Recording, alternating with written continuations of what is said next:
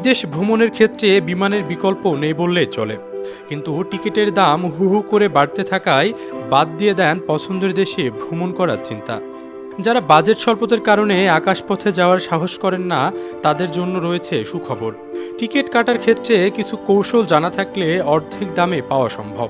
এ নিয়ে অভিজ্ঞরা বেশ কিছু পরামর্শ দিয়েছেন। তারা বলছেন, কম দামে বিমানের টিকিট পাওয়ার সব থেকে সহজ উপায় ট্যুরিজম বিষয়ক মেলার খোঁজ খবর রাখা। পর্যটক বিষয়ক মেলায় ভ্রমণ সম্পর্কিত হালনাগাদ তথ্য, এয়ারলাইন্সের বিশেষ অফার কিংবা বিশেষ ছাড়ে ট্যুর প্যাকেজের সন্ধান পাওয়া যাবে খুব সহজেই। এসব মেলা থেকে বিশেষ ছাড়ে বিমানের টিকিট কেনাও সম্ভব। বিদেশ ভ্রমণের ক্ষেত্রে খরচ কমানোর সবথেকে ভালো উপায় ৩-৪ মাস আগেই ভ্রমণের পরিকল্পনা করা। তাহলে শুধু বিমানের টিকিট নয়, হোটেল ভাড়া থেকে শুরু করে সব ধরনের খরচ কমিয়ে আনা সম্ভব। সাধারণত বিদেশ যাওয়ার ক্ষেত্রে ভ্রমণ তারিখের ১ বছর আগেই বিমানের টিকিট বুকিং দেওয়া যায়। প্রায় সব দেশে ছুটির দিনগুলোতে ফ্লাইটের দাম একটু বেশি থাকে। বড় ছুটিগুলোতে স্বাভাবিকভাবে ফ্লাইটের চাহিদা বেড়ে যায়, ফলে দামও বাড়ে।